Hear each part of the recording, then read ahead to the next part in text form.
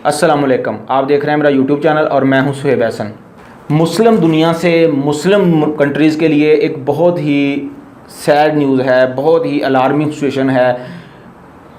पिछले कुछ हफ़्तों से 15 दिन 20 दिन से पिछले कुछ हफ़्तों से 2-3 हफ़्तों से 15-20 दिन से बहुत से न्यूज़ चैनल पे एक ख़बर चल रही है और ये इसराइल की गवर्नमेंट ने ये ख़बर तय भी की है कि 1 जुलाई, ये जो आने वाले कुछ दिन हैं, ये 4 से 5 दिन बाद 1 जुलाई आने वाली है। तो 1 जुलाई को इसराइल जो है, जो वेस्ट बैंक है, फ़लस्तीन का इलाका है, एक फ़लस्तीन की वादी है, एक फ़लस्तीन का एक एरिया है वेस्ट बैंक, और वहाँ पे मोस्टली मुसलमान रहते हैं, वहाँ पे मुसलमानों का इलाका है, मुसलमानों की जगह है। इसराइल ने अनाउंस किया है कि वो उस पर कब्ज़ा कर लेगा और वो उसको ऑफिशियल्स अपनी जो सरहद है उसको बढ़ाकर उसमें वेस्ट बैंक को भी शामिल कर लेगा। वेस्ट बैंक ये वो इलाका है यरूशलेम जहाँ पर बैतुल मुक़द्दस, मस्जिद अक्सा और इसके अलावा ये वो जगह है जहाँ से नबी करीम सल्लल्लाहु अलैहि वसल्लम मिराज पर गए थे। ये वो जगह है मुसलमानों के लिए एक बहुत ही अकीदतमंद जगह है। मुसलमानों के लिए इससे अफजल कोई जगह और क्या होगी कि मुसलमानों के लिए मस्जिद अक्सा, मुसलमानों का बैतुल मुक़द्दस वहाँ पे और इतने मुस्लिम कंट्रीज़ होते हुए उस पर इसराइल ने शरेआम ऐलान किया है कि वो उस पर कब्ज़ा कर लेगा और उसको अपनी जो सरहद है उसको बढ़ा के उसके अंदर इसको भी ऐड कर लेगा। इसके अंदर उसका साथ कौन कौन दे रहा है? इसके अंदर इसका साथ अमेरिका दे रहा है। अमेरिका ने ही अनाउंस किया था और अमेरिका ने ही ये कहा था और अमेरिका ने ही ये अनाउंस किया था कि हम जो अपना सफारत खाना है वो भी वहाँ पे ट्रांसफ़र कर देंगे। अब इसराइल ने पिछले 2-3 साल से इसको शरेआम फोर्सफुली और ओपनली कहना शुरू कर दिया है कि इन इलाकों पर वो अपना कब्ज़ा कर लेगा।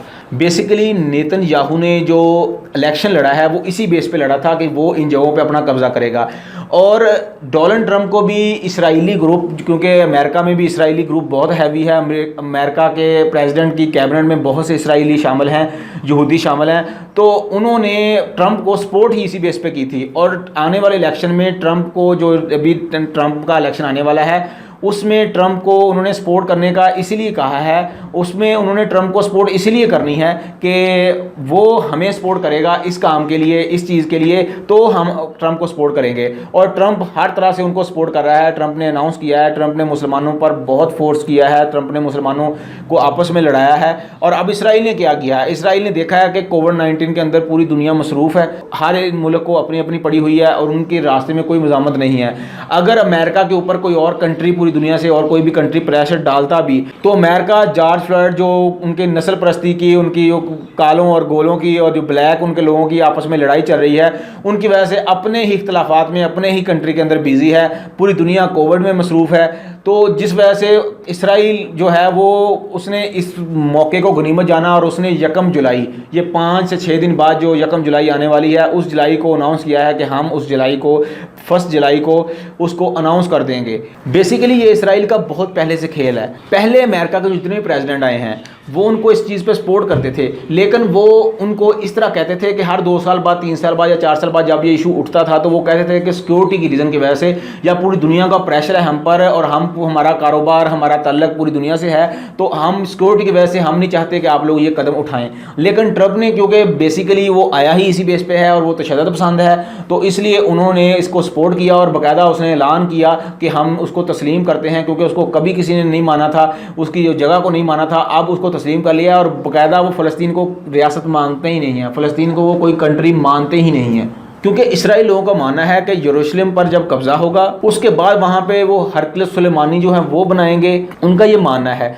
तो इस वजह से उन्होंने ये करना है, अब उनके रास्ते में रुकावट नहीं है। सऊदी अरब और दुबई जो हैं, यूएई हैं, जो वो प्रॉपर उसको सपोर्ट कर रहे हैं, बराबर कोई भी उन्होंने मज़ामत का इज़हार नहीं किया। और उनको पता है कि ये 2 इस्लामी कंट्री जो हैं वो हमारे सामने, शाम, उर्दन, वो इस काबिल नहीं है कि वो इसराइल के साथ लड़ सकें। ईरान है, ईरान बातें करता है, ईरान कुछ कर नहीं सकता, ईरान कुछ भी नहीं करता। अमेरिका ने किया, ईरान के मिसाइल ही नहीं सही तरह चले, तो ईरान भी कुछ नहीं कर सकता। अब पीछे बचता है पाकिस्तान और तुर्की। तुर्की मज़ामत करेगा भी, क्योंकि तुर्की की साथ लगती है, तुर्की मज़ामत करेगा भी तो तुर्की के साथ सारे यूरोपियन कंट्रीज़ लगते हैं, यूरोपीय मुल्क लगते हैं, तो वो उनको पकड़ लेंगे, वो उनको ये काम नहीं करने देंगे, उसके साथ जंग नहीं करने देंगे। तो तुर्की अगर मज़ामत करता भी है तो वो इतनी नहीं होगी कि इसराइल को करने से रोक सके। पाकिस्तान है, पाकिस्तान अपने मसाइल में इस तरह गिरा हुआ है, पाकिस्तान के अंदर अपने इतने करप्शन है, पाकिस्तान के अंदर इंडिया के साथ इशू चल रहा है, तो पाकिस्तान अपने मसाइल में इतना, पाकिस्तान ने भी इसके ऊपर कोई बात नहीं की, पाकिस्तान ने भी इसके ऊपर कोई स्टैंड नहीं लिया। जो इसराइल का रास्ता है वो साफ नजर आ रहा है कि वो उसके अंदर कोई उसको रुकावट नहीं आएगी, और इसीलिए उसने ये मौका और ये टाइम चुना कि कोविड-19 के अंदर सारे लोग अपने अपने कामों में मसरूफ़ हैं, लोगों की सबकी इकॉनमी भी बैठ गई है, तो इस से मौका अच्छा नहीं हो सकता कि ये काम करने के लिए, और वो ये करने जा रहा है। ये मुसलमानों के लिए बहुत ही एक लम्हा फ़िक्रिया है कि उनके मुक़द्दस मकामात जो हैं वो भी महफूज नहीं रहे, और उन पर भी जो यहूदी हैं वो काबिज़ होने जा रहे हैं। हमारी वीडियो और हमारा जो मैसेज है, जो हमारी जो इन्फॉर्मेशन है, अगर आपको अच्छी लगी तो प्लीज़ हमारे चैनल को सब्सक्राइब ज़रूर करें, मज़ीद वीडियोज़ के लिए हमारे चैनल को शेयर करें और साथ बेल आइकन को ज़रूर दबाएँ। अल्लाह हाफ़िज़।